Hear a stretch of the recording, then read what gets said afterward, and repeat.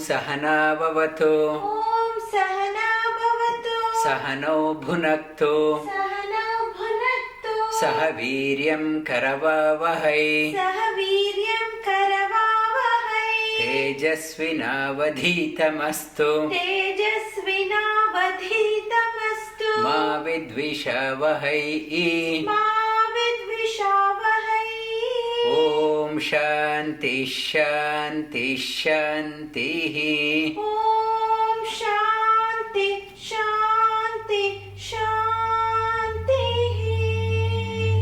And this Shanti mantra is from Katopanishad as well as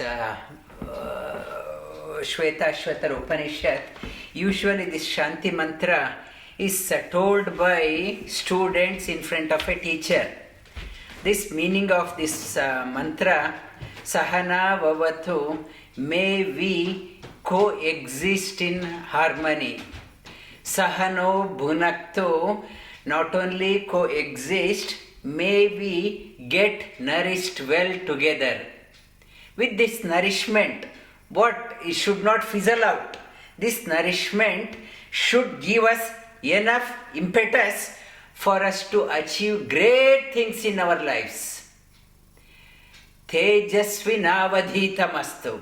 May we become brilliant. And at the same time, when success comes, we should not get into jealousy and start hating each other. May there be no disharmony, discord between us. May there be peace everywhere. This is the Shanti mantra. Shanti mantra is chanted before the start of a class. Upanishad, it's an introduction to Upanishad. Upanishad, Upa means same as Upa, up in Sanskrita is same as up in English. Up means higher up, high command, up, which takes us higher in life is called as up. Upa means upadhyaya and upanayana means the third eye, which only the third eye takes us higher. We need to have a third eye which takes us higher. And upanayana, upadesha, one who gives the advice to elevate us to higher. Upadesha, upadhyaya, one teacher who takes us higher is called as upadhyaya. Up, it flows all through, and also up, upa means come near, like upasampadaka, the one who is assistant also is called as the upa means one who works close to the higher things is called as upa. So Upanishad means coming closer for what? To go higher. In our going higher, in our normal party, when we are socializing, there is no higher things are discussed. In a social party, social gathering, everyone wants to talk, and there is an urge in everyone to talk. Nobody wants to listen, everyone wants to talk. It is not called as though they are coming together, coming closer, and there is no elevation. Everyone is talking, nobody is listening. And there higher things are not, nobody has patience to listen to the higher things. Everyone wants to talk. Whereas in Upanishad, you go to a teacher. You are, instead of only talking, learn to listen. Everyone hears. Everyone has a hearing, but listening, very few people listen. To listen, we need to have interest. Hearing with interest is called as listening. We need to listen. Hearing with interest is called as listen. It's a Katopanishad.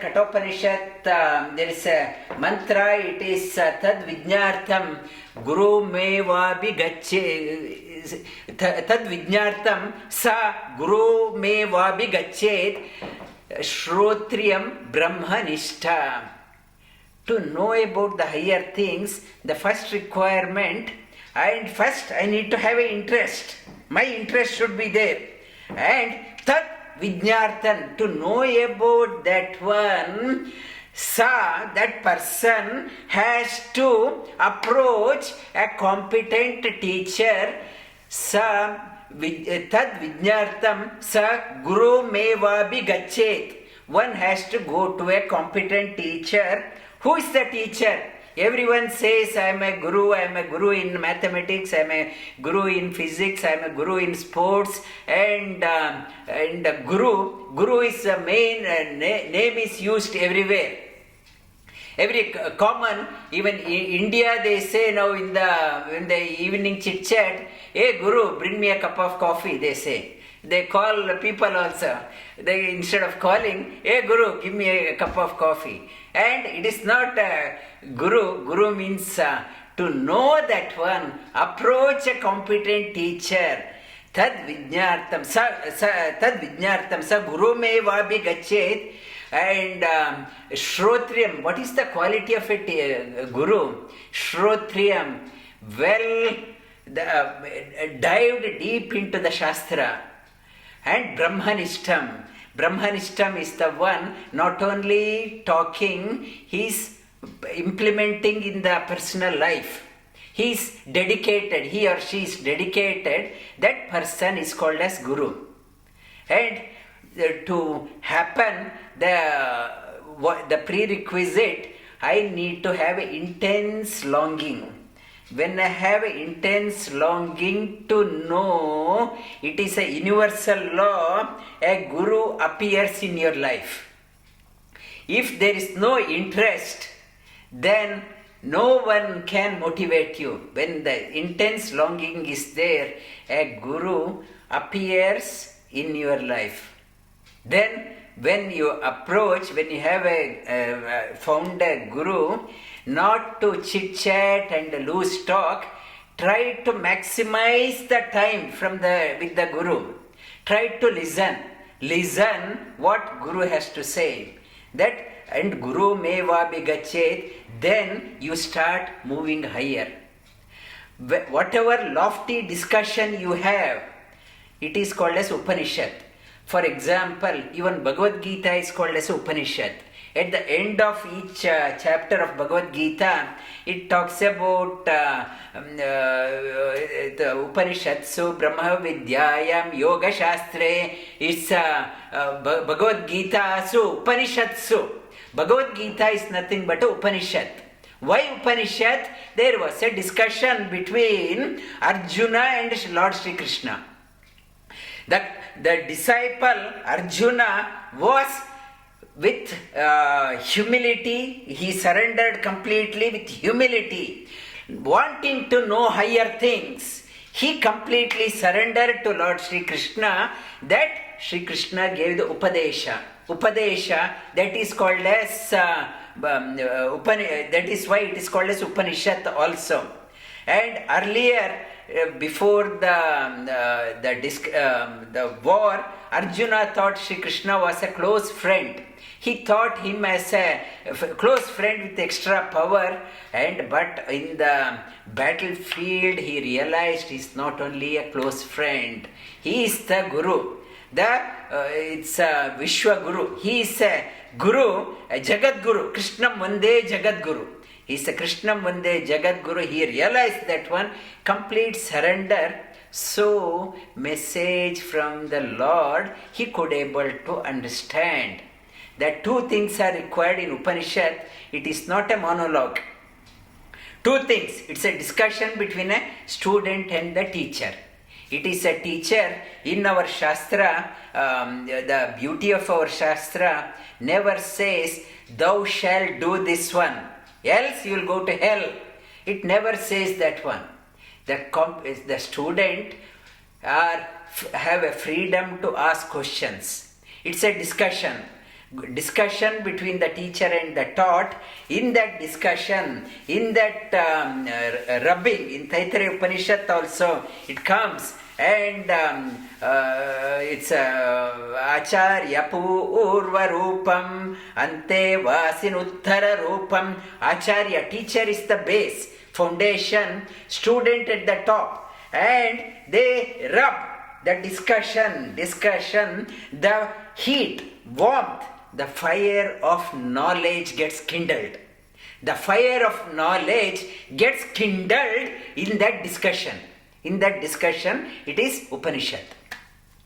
The Upanishad part, the earlier in the Veda, in the Buddhist period, Buddhist time, they did not advocate the Vedas, and during the Buddhism that I mentioned earlier, when Hinduism gone into that Sanatana Dharma, the people became complacent and only ritualistic. Buddhism came up to awaken the people, and they said Shunyavada. Shunya, everything is not.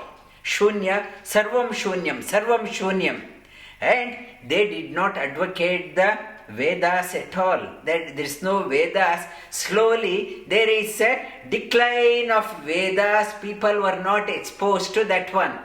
At that time, to reawaken the Vedas, and Adi Shankara time, around 8 AD, Adi Shankara, it's 800 AD, around 800 AD, Adi Shankara came about. He wanted to bring back the Vedas into limelight. So, to bring out that, audience were not at all receptive to Vedas. It's a new thing to them. So, what he proposed in the Vedas, he wanted to bring it to the limelight. He talked about 4 Mahavakyas. 4 Mahavakyas to draw the attention of people. To draw the attention. What is this? New name. We never heard of this one. What is this new Mahavakyas? To grab the attention of people, he mooted the 4 Mahavakyas such as Tattvamasi, I am Atma Brahma, Aham Brahmasmi, Prajnanam Brahma. He said these 4 Mahavakyas are there, and to grab the attention of the people. To grab the attention of the people, he suggested these 4 are the great words. Remember that one. And down the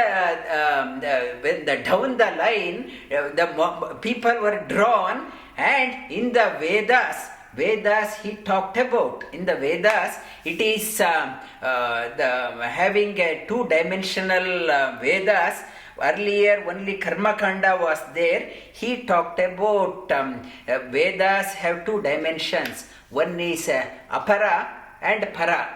Apara means inferior, para means higher. Inferior means one science which is subject to change. Like Newtonian law or Einstein's law was very prevalent. Maybe in 100 years it may be defied and another law will come. It's a changing time. It's a current science, it's a law is based on hypothesis, and the hypothesis will change as the time progresses. That is material science, and another science is called as Paravidya. Paravidya means changeless science. You need both sciences, apara and para. To exist, you need both sciences. With only apara, only the material science, when you are on a material science, if you forget the spiritual science, there is a boredom in life. You feel insufficient. Only talking about the spiritual science and it's running away from the material science, it is not practical. You need para and apara. That is what Veda is talking about. Veda part. Veda means knowledge. Knowledge with is the root. knowledge which gives the knowledge part. And Shankaracharya, he talked about 4 Mahavakyas. And further down, Ramanujacharya, he did not comment, wrote Bhashyas on Upanishads, whereas Madhvacharya said it is not only 4 Mahavakyas, it is down the line. He said it's not only the 4 Mahavakyas, every letter, every word in Veda is a Mahavakya. Mahavakya is not confined to only 4. Every letter, every word, as you dive deep, you realize that one. Earlier, that material science and spiritual science, 2 different things, what Madhvacharya said, appears to be a material science. As you dive deep into that one, in fact, it is talking about the spiritual science. Like in the education system, same text is used from the kindergarten till the graduation. As I dive deep, new dimension starts opening up. And material science from outside, it seems to be talking about material science, but when I dive deep, I realize in fact it's not only material science, it is talking about the highest science. And for example, in Yajurveda, there is a mantra comes, Prajaya Pashubi Swaha. Prajaya Pashubi, that in mantra it says, Prajaya Pashubi Swaha. Praja means, it appears that this mantra is saying, may we have many children. Pashu means earlier time, people's wealth was measured based on how many cattle they had. The wealth of a person is measured on how many cattle in the cowshed. Prajaya means many children, may be blessed with many children. Pashubi, may I have plenty of cattle, so that may I be rich. It appears that it is talking about the material thing, material world. And people may wonder why you had to read Vedas to have many children, why read Vedas to have plenty of wealth. Without reading Vedas also you can have plenty of children, you can have plenty of wealth. It appears that it is talking about material science. But when you dive deep, it reveals Praja, one outer meaning is children. If if you dive deep, Praja means your students. May I have plenty of students, keen students come to me. Further, if it is dive deep, Praja means pra means Prakrishta, Praja means Jnana. May I have a brilliant knowledge. Though initially it talks about children, Praja, in fact it means may I have a knowledge of the highest. Not ordinary knowledge, the special knowledge. May I be blessed with special knowledge. Pashu means outer meaning is talking about cattle.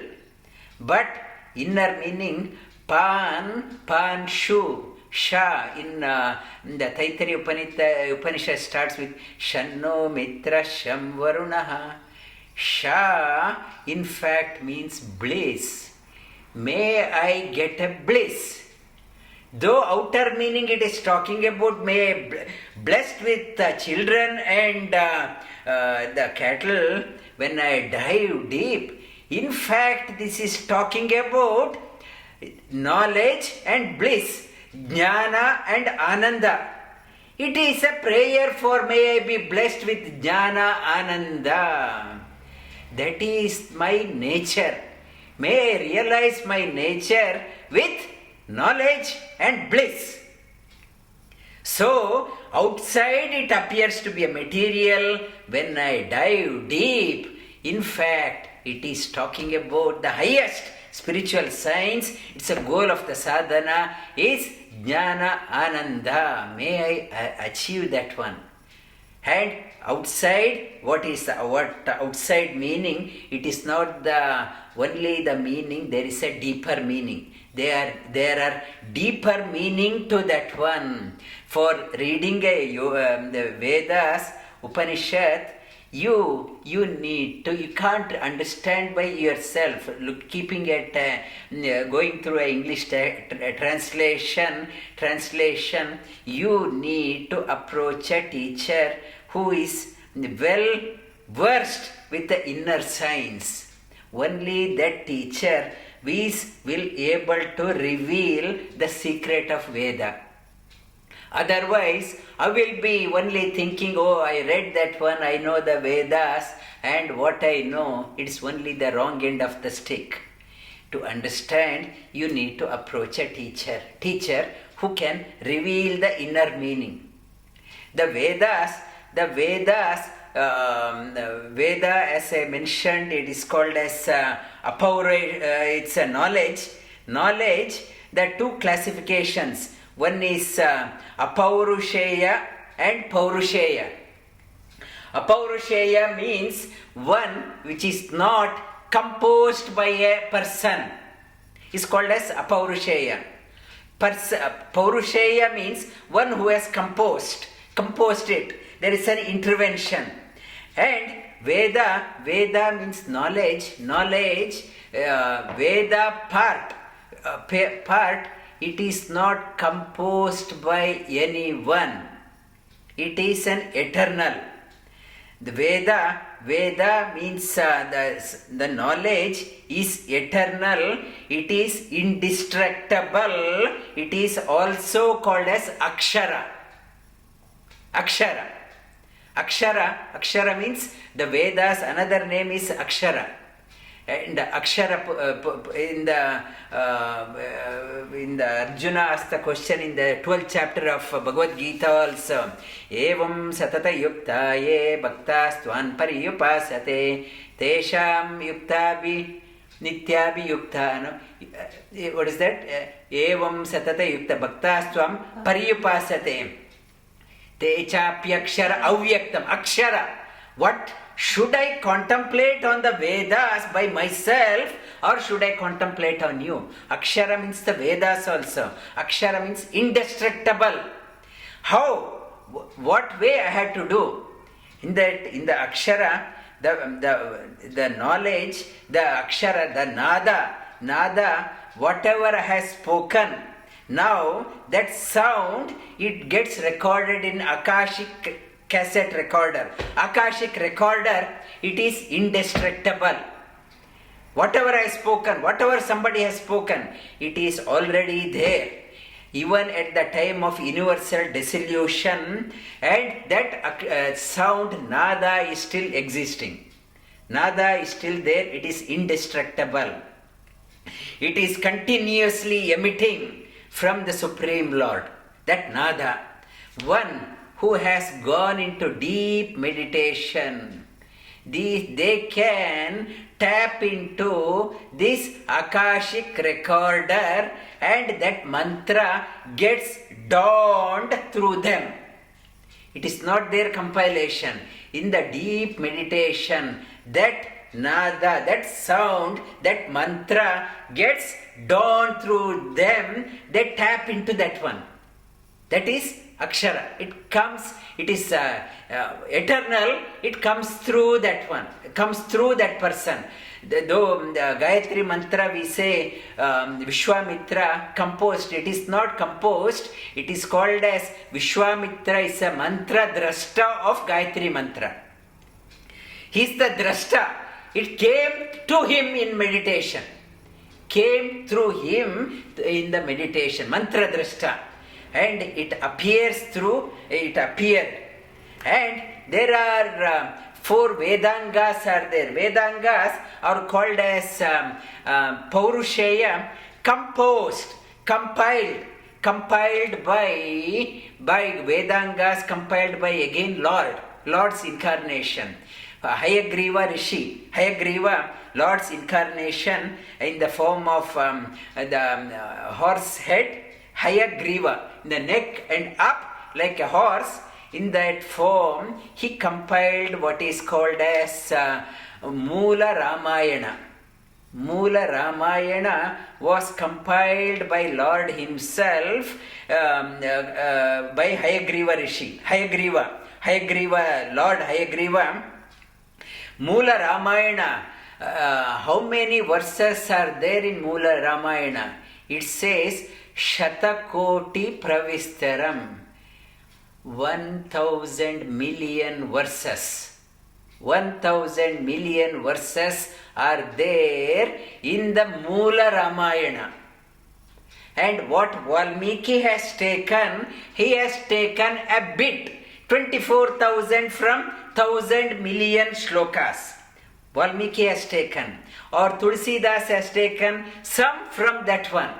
Whatever, how many Ramayanas are there around the world, everything is compiled.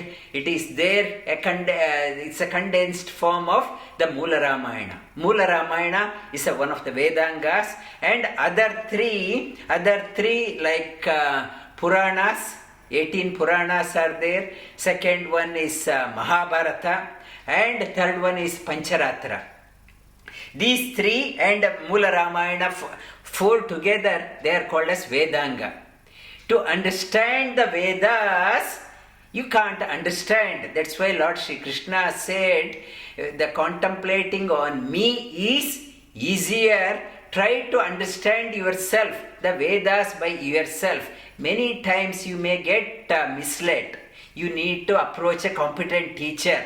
And that is what in the 12th chapter Shri Krishna said. And the other three Vedangas, the Veda Vyasa, the compiled Puranas, Ashtadasha Puranas, and Mahabharata, it's with 100,000 shlokas, and the Pancharatra, art of the worshipping the Lord. It is contained in that one. It's these Vedangas. Vedangas are compiled. Vedanga and four Vedas. Veda, earlier it was only one.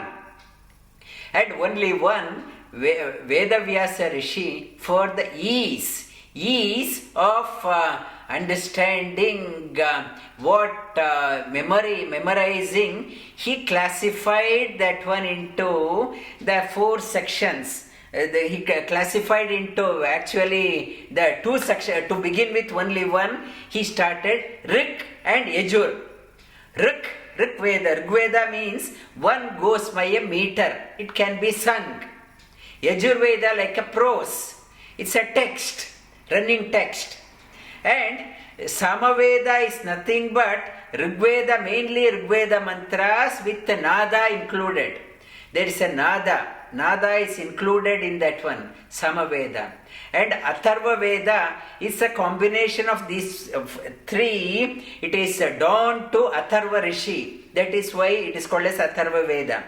Four Vedas. In fact, it is only one, and it's Rik, Yajur, Sama, and Atharva Veda. And four Vedangas. Rigveda, the original, there were 24 texts, and with the 432 letters in the Rigveda, 432,000. 432,000 letters in Rigveda. In Yajurveda, the 1,000 texts are there.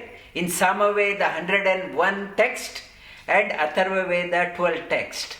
If you combine 24 plus 1,000 plus 101 plus 12, 1137 total number of text. 1137, so many texts are there in the Vedas. Vedas 1137. And what is the root of that one? I mentioned sound was existing, sound is indestructible. What is the original sound? Original sound, all the mantras, that's why we start with Om. We start off with Om. And Om, why we say Om? Om is a monosyllable.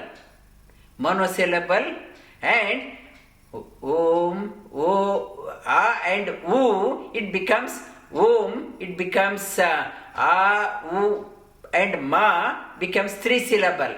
One, the seed, it became A and U. Then it became A-U-M. A-U-M, it became Om, A-U-M, 3 syllable. Further, when it became A-A-Om, when I extend, it becomes Nada, 4 letter. And further, it expands into A-U-Ma, Nada, Bindu, Kala, Shanta, Atishanta, 8 letter. Further from there, everything has come out.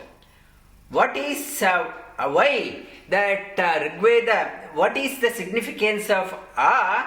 For example, A, in the, when we say why do you say A? In Rigveda, first mantra starts with Agnimile Purohitam. The first letter in Rigveda starts with A.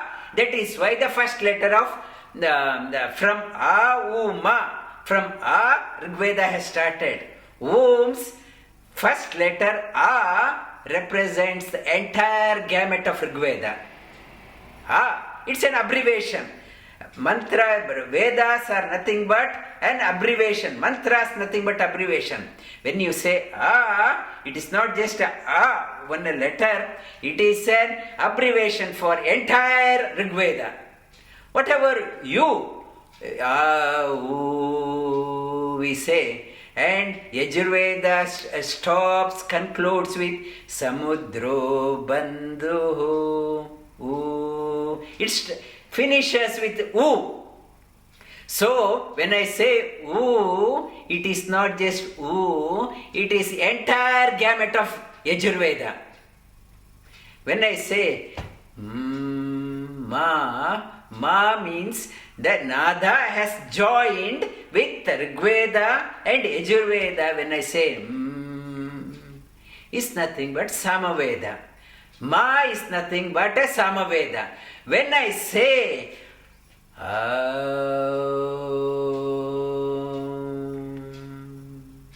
it is nothing but I am completing, going through entire gamut of Rigveda, entire gamut of Yajurveda, entire gamut of Samaveda.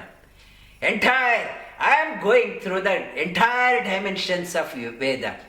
The seed, Om, when I understand, say Om with this understanding, it is like I am going through the entire gamut of Veda.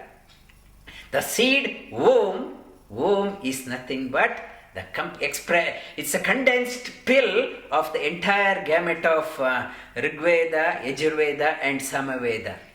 That Rigveda, that the 24 text or 1000 text in Yajurveda or 101 in Samaveda or 12 in Atharva Veda, entire, when I say Om, it is like I am chanting the whole Vedas. That the merit of reading the entire Vedas is condensed, is there in a condensed pill of in chanting Om. Now, this we understood the Vedas, what Vedas means, and what the Vedangas means, and we understood where the origin, indestructible sound. In the outside, even the NASA, when they sent the probe, they said outside cosmos they could hear the nada of Om. That is the experience of people who are going into deep meditation. There in the deep meditation we can experience that sound. Inside we can hear that one. Not only here, it is there. That it is happening, that Om the significance of Om we touched upon. And now that in the Vedas, the Rigveda, Yajurveda, Samaveda and Atharva Veda, knowledge part, I said to have the knowledge, first interest is required. Interest is required. For that, when the student comes, like first is open day, like when you go to a university, they say it is an open day. Information session. Information sessions, information is thrown at the students. Teacher will be observing how serious is the student. Whether he will or she will quit halfway through, I had enough of this teacher, I am not interested. And to see the seriousness of the student, a teacher throws the information in front of the student. Information student starts, depending on the interest of the student, he or she will gathering the whatever is thrown at the student starts gathering. It is information gathering session. That part in the Vedas is called as Brahmana. Brahmana means Brahma means big. I am interested to know that one. Student starts gathering information. Information gathering part is called as Brahmana. And what I have to do with the information? I have so much of information in me. What should I do with the information? And it says, information what you have to process. What you have, it is nothing but a raw information you have. You have a raw information. Information itself is of no use. The information has to be translated into the knowledge, then only it becomes part of you. Otherwise, it is just a piece of information. Piece of information like what is there in the Google, in search engine. A piece of information. What I have to do with that one? If I get something, some information, I am not the author of that one. It is not my this one. Somebody's copyright. I may be quoting that one, pretending that that is mine. But that information can become mine only when I process the information, digest the information and starts applying into my life. When I start seeing the relevance of that one, then that information gets translated into knowledge. That part, it is done. You can't do that one in the busy class. The busy class teacher will deliver for 1 hour and goes out. Now the student has to pick up that information and process, churn it in the mind. To churning, I have to withdraw myself. I can't, in a busy place, busy market, I can't do the churning. I have to withdraw to contemplate what that information meant for me. How relevant is that for me in my life? I have to, that is called as Aranyaka. Aranyaka, first is Brahmana, information gathering. Second part is the processing. I have to process that one. I have to start processing and start rejecting. Not that one. That's a silly thing. It is not that one. It is not that one. And I have to process. And processing part happens when I start withdrawing. It is called as Aranyaka. And the processing also it is called as Shravana. You have to hear. Pay attention to teacher what he or she is talking about. Pay attention. Shravana, hearing itself is not enough. You have to do manana. You have to regurgitate that one.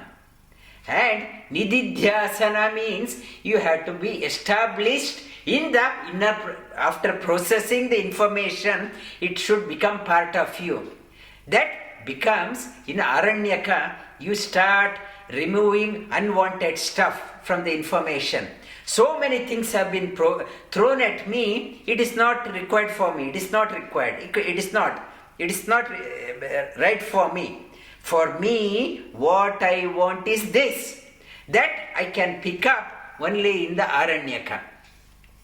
So, one is Brahmana, second is Aranyaka. The third part, when I pick up my text, this is what I wanted. What teacher said, yes, this is the one. Now I start contemplating on that one. The inner meaning, whatever teacher mentioned, it starts opening up.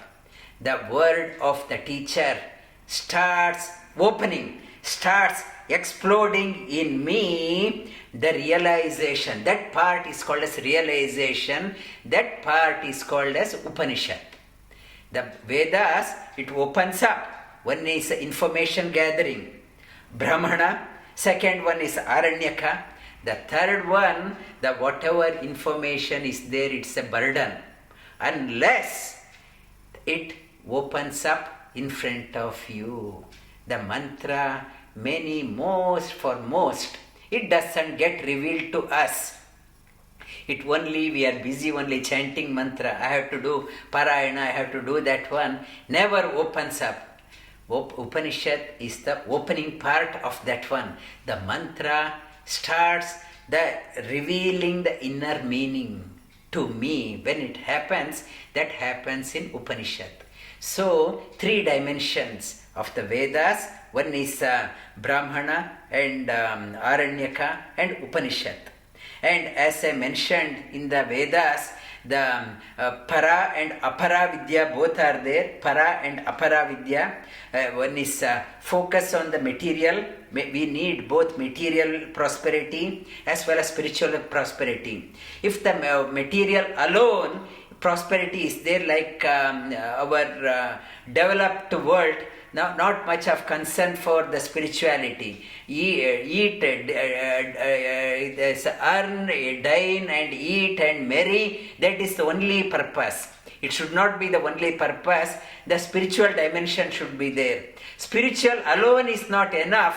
You need both material prosperity and spirituality. Both the para and apara vidya and material science, how to deal with that one, and the Pancharatra I mentioned, and also Karma Kanda. Many times, how to do Havan, how to do the worship. The so many processes are there. If I do not have a rituals in my life, life becomes very boring. In the morning till evening, only thinking, no ritual. How do you pass time? When I start having a ritual in my life, every morning I get up, I do my sadhana, I do my yoga, I do my pranayama. That is also ritual. I sit and I do the idol worship. I do think of the Lord. I do the archana. I do meditate. I do the arati. I do abhisheka. These are the rituals. When it may take 1 hour, half an hour, I start enjoying that one. Earlier it is why I have to do. What a compulsion. When I start doing, it is not just an idol. I am seeing the Lord there. It is a play between me and the Lord. Like a play, I start talking to that idol. I see the Lord in that one. It's a ritual. Every day, half an hour after retiring, what you will do? You have nothing to do. When I have a ritual for about 3 hours in the morning, so first 3 hours is well spent. I start enjoying. That ritualistic part also should be a part of our life. It should not be a mechanical. You should enjoy. Initially doing Sandhya Vandana, father will be saying, do that one, Gayatri Mantra. Children may be saying, what a torture, why torture? And I think I should go away from here, and I will be thinking. And when I start doing the Sandhya Vandana, after few days, few months, few years, I start enjoying that one. The vibration, the inner meaning. I start enjoying the Sandhya Vandana. Every day, though it is a ritual, I start enjoying. The Karma Kanda, it is talking about that part. But as I mentioned, it is not just the outer, but there is an inner part also is contained in that one. Jnana Kanda, Karma Kanda, and it has a Jnana Kanda also. Now the Vedas in the teacher teaches the student of the Karma Kanda also ritualistic part. To do that one, you need to observe some rituals. And in that one, the Jnana Kanda also is impregnated, and student, when he or she understands, starts enjoying the daily rituals also. Karma Kanda and Jnana Kanda and Upanishad. And Upanishad, the Acharya Shankara and Acharya Madhva, they wrote Bhashyas on 11 Upanishads. Though Dashopanishad is popular, they wrote commentaries on 11 Upanishads. 11 Upanishads, they have taken Upanishads from Rigveda, Yajurveda, Samaveda and Atharva Veda. It's from 4, they have taken Upanishads from each section. From Rigveda, they have taken one Upanishad, Aitareya Upanishad, Maha Aitareya Upanishad. Maha, it's a great Upanishad. In that one, Lord himself, incarnated as a Aitareya, Itara. I will talk about the story maybe next time when we meet. Aitareya, Lord himself propounded this one. He revealed that one, Maha Aitareya Upanishad. Aitareya Upanishad. For example, Itara, in the one brief story I will talk about. A father had many children. One youngest one, very dumb, hardly talks. His second wife's son hardly talks. First wife's children are very brilliant, so he taught them all the Vedas, all the mantras, and he used to take them to wherever he was going to do the Karma Kanda he was taking, and he was not taking the small child because it was dumb. Mother thought, this boy was crying a lot as a child. Mother said, "Shut up," and that boy stopped talking also. Earlier it was crying a lot. Mother said, "Stop, shut up." After that he did not speak. Then when the father was teaching only the first wife's children, this mother said, "How unfortunate. If you were talking, at least you could have learnt this one. How unfortunate. And you are not also talking. Nobody is there to talk to me at home also." This boy said, "Mother, if you want me to talk, I can talk. You asked me to shut up, that's why I shut up. And I can talk." And this boy said, "Not only what father has taught others, I know not only that one, I know beyond that one." And so the Maha Aitareya, his father was doing a sacrifice, havan in the king's court. This boy went there and sat on the father's lap. Father felt very ashamed. This dumb boy in front of the king, he is insulting me by sitting on my lap. So he pushed him out. And this Mother Earth, Lakshmi, could not bear the insult to the Lord. So one throne has come up from the ground. Lord sat on that one and delivered the Aitareya Upanishad. Maha Aitareya Upanishad. Maha, Mahi, Mahidasa, Mahidatta Dasa. Mahi means earth. It's Lakshmi, Datta. What she has given. It's given the seat. On that one he has sat and gave the Maha Aitareya Upanishad. He talked about that one in Aitareya Upanishad. I will touch upon that one in the coming weeks. Then Yajurveda has two branches. One is Krishna Yajurveda, one is Shukla Yajurveda. Krishna Yajurveda means dark, Shukla means white. Two sides, and original was, there was only one Yajurveda, and then the Vaishampayana's Shishya, it's Yajnavalkya. Yajnavalkya was a very bright student. The teacher wanted to bring the best in the student. So once they were going in the Himalayas, they were trekking, it's a narrow path. When their teacher Vaishampayana was going, and by perchance, one student, he wanted to his student, Brahmachari, wanted to overtake a teacher when he was going past, and he got touched and got slipped and fell down and died. So this student had died. Vaishampayana then said, this Brahmahatya has happened, and I have to do a severe, intense tapas. We had to do intense tapas to overcome this Brahmahatya dosha.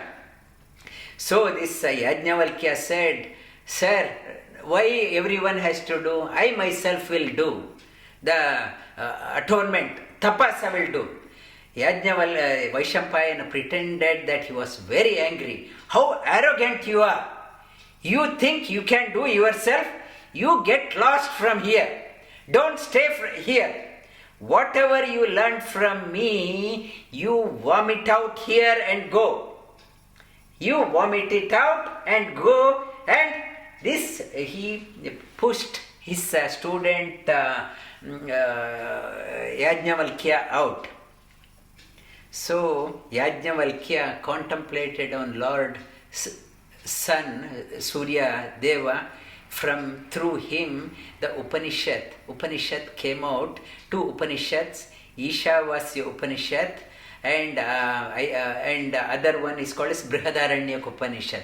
Ishavasya, smallest Upanishad with 18 mantras. Brihadaranyaka, Brihat, name itself says, it's a huge, the biggest Upanishad.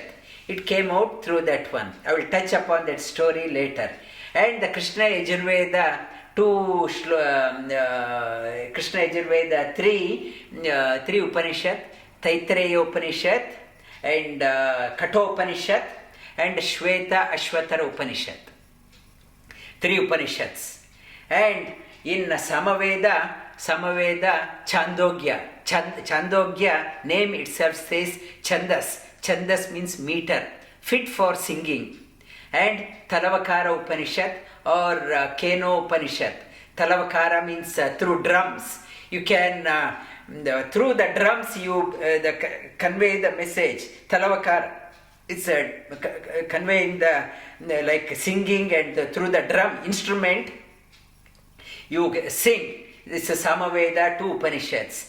And Atharva Veda, three Upanishads are there. Mundaka, Manduka, and the third one is Shat Prashna Upanishad. So 11 total. Each Upanishad starts with a peace mantra, Shanti mantra. In the Aitareya Upanishad, last week we saw that one, Vangme Manase Pratishtita, that Shanti mantra. In Shukla Yajurveda, both Upanishads starts with Purnamada, Purnamidam, Purnat, that Shanti mantra. In Taittiriya Upanishad, that starts with Shanno Mitra Shamvarnaha, and that Katopanishad and Shweta Ashvatara Upanishad starts with, today we started with that peace mantra. Sahana, Vavatu, Sahanau, Bhunaktu, we started that one. And the Samaveda, two Upanishad, Chandogya and Talavakara or Keno Upanishad, it starts with Apyayantu Mamangani Vakprana, that Shanti mantra it starts. In Mundaka, Manduka and Shat Prashna Upanishad starts with Badram karnebih shrunuyama devaha. That's Shanti mantra. So, when the student is chanting the Shanti mantra, that means we know which Upanishad is that one. That the Upanishad starts with the Shanti mantra. These are the preamble, introduction to the Upanishad, how it has come out, stemmed out from the Vedas, and we will again chant the Shanti mantra which we started from Krishna Yajurveda, from Katopanishad and Shvetashvatar Upanishad. As I mentioned, in each Upanishad, it's a discussion between the student and the taught. And Katopanishad is a discussion between Yama and Nachiketa. That discussion, Sahana, Vavatu, this mantra, Sahana, Avatu. Avatu means protection. May we too get protected. May we be protected. May we, the student, I should be protected, teacher should be protected. May we should remain safe. In the coronavirus situation, corona is rampant across, and may we are in a pursuit of higher knowledge. May our knowledge, learning process should not get curtailed because of disease or untimely death. May we both should be protected. Otherwise, if I don't have a teacher, I am lost. I need a teacher who can communicate with me. And in the Sahana, Vavatu, and I don't want a life with a disease and untimely death. And this opportunity I don't know when I will get. May the Lord protect me and my teacher, Sahana, Vavatu, Sahanau, Bhunaktu, and protected, and may we should not struggle for day-to-day living. May we have everything in abundance, so that our life should not be only for making one more dollar in our life. We should have everything in abundance. So with this abundance, when we are protected, we should not fizzle out our life only in the trivial things and useless things. We should achieve something brilliant in our life. And in this process, and we should not get suspicious of others, and we should not hate each other. We should coexist in harmony. And may there be peace everywhere. This is the Shanti mantra. How beautiful is the mantra? Repeat after me.